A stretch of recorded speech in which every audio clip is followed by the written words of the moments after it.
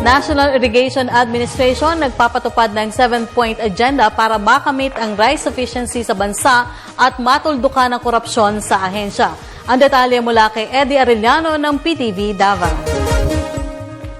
Naiiral ngayon sa National Irrigation Administration ang 7-point agenda ni Administrador Claro Maranan upang magampanan na ng maayos ng ahensya ang kanyang mandato na tumulong sa mga magsasaka ng palay sa buong bansa. Isa dito ang pagkakaroon ng master plan sa mga programang dapat ipatutupad ng NIA kagaya ng pagpagawa ng dagdag pang mga irrigation systems at rehabilitasyon sa mga luma ng mga kanal at masayang ibinalita ni Claro Maranan na nasa 70% na sila sa pagpapatupad ng mga proyekto.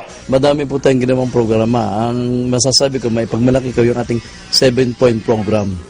Ito po yung Rapid Delivery of Irrigation Project, yung ating accurate reporting and monitoring system.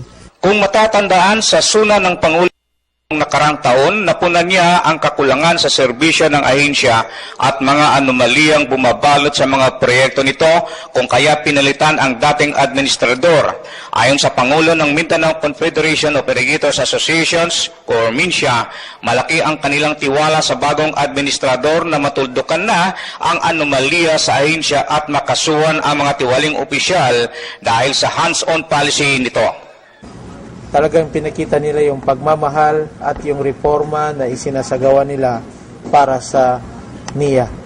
At nararamdaman namin bilang mga partner nila, kasi ang IA is partner with NIA, na nararamdaman namin na maganda ang kanilang ginawang paglilinis sa panunungkulan ng dalawa na ito, si Senior Deputy Felix Raso, pati si Administrator Maranan, ay maganda yung tinatahak ng NIA. Nasa tamang direksyon.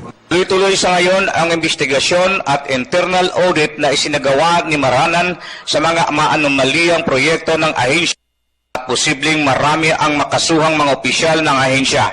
Isa sa mga tinitingnan ngayon ang proyektong pinatutupad ng LGUs dahil sa karamihan sa mga ito ay hindi napakinabangan ng mga magsasaka dahil nasisira kaagad at ang iba tapos lang sa papel ngunit ang totoo hindi pa natatapos. Para sa Telebisyon ng Bayan kasama si Julius Masayon, Eddie Arellano.